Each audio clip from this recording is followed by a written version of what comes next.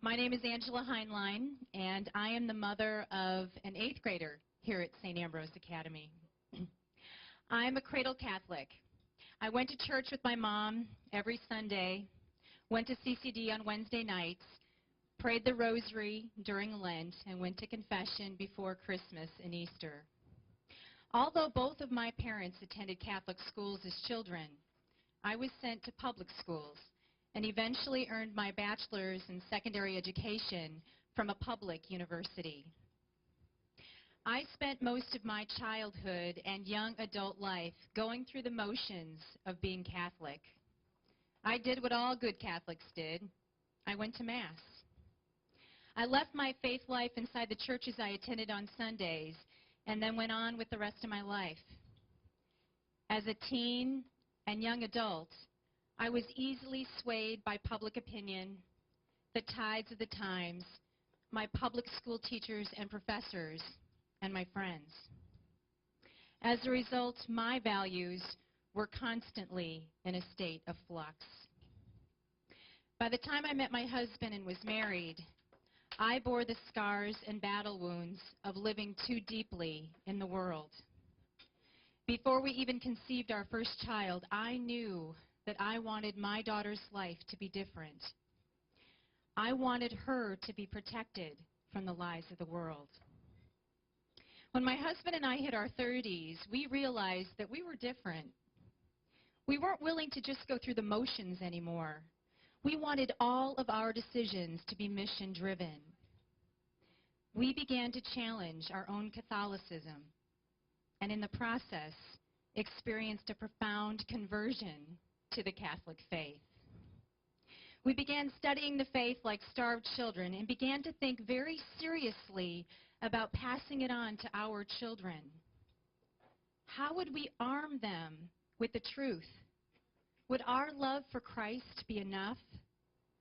How would we give them the foundation that they needed to live faithfully in the world? I began to pray very hard for my daughter's purity and chastity. When it came time to enroll our children in school, we chose a local public school. Our children enjoyed their elementary school experiences. They developed wonderful friendships and had fantastic teachers. For the most part, we were happy with our decision. Then we began to notice that the academic bar seemed to be dropping. Student behaviors that were at one time considered unacceptable were now accepted. And the rights of parents to teach values to their children seemed to be slipping away, especially in regards to sex education. When our oldest child began her final year of elementary school, my husband and I had a major decision to make. Would we continue sending our child to public school, or would we send her to a Catholic school? Public schools have many resources to offer its students, both academically and extracurricularly. Leaving all of those opportunities behind would be difficult. Taking our children out of the public schools would have to be worth it, spiritually, academically, extracurricularly. About midway through our daughter's school year, my husband came home very excited. He told me he found the perfect school for Heather. He heard about it on relevant radio. It was located on the west side of Madison. It had a very high academic bar. It was authentically Catholic. He was so excited. Then he told me that the school was called St. Ambrose Academy, and its current enrollment was 28 students. 28 students in grades 6 through 12? I was done.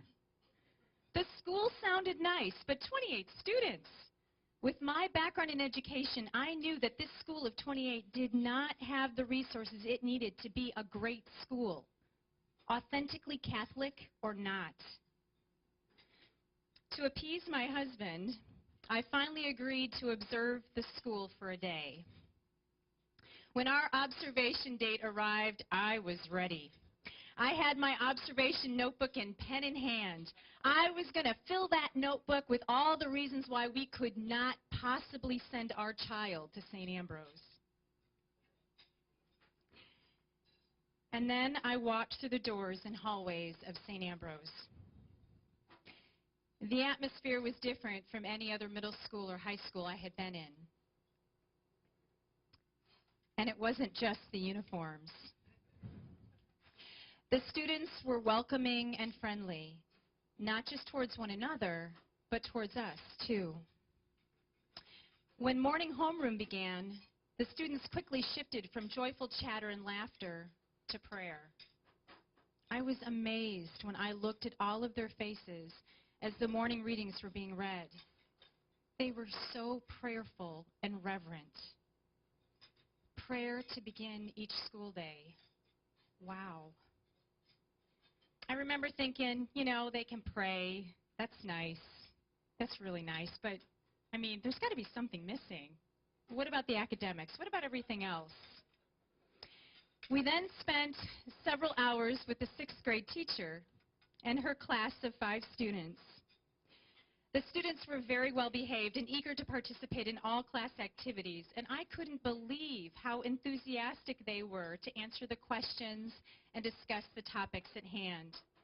The teacher masterfully taught the students a number of subjects at varying degrees of difficulty, always providing the foundation and then challenging the students to soar higher. After about 20 minutes of observing her classroom, I had to put my observation book away. I had nothing to write. It was all good. Small class size, individualized teaching, it all made sense. And she began and ended her time of teaching in prayer. Very quickly, I began to realize that this school was special. There was something so different about St. Ambrose. Observing lunch was a real treat. All of the students sat at one big table together like one big family. Our family was invited by the students to squeeze in at the table. We enjoyed wonderful conversation with the students. It was so refreshing to be surrounded by such well-mannered, polite teens. Finally, we went to our school interview with the principal. Dan and I were overwhelmed by his final question in the interview. Would we accept and support the school's oath to the magisterium?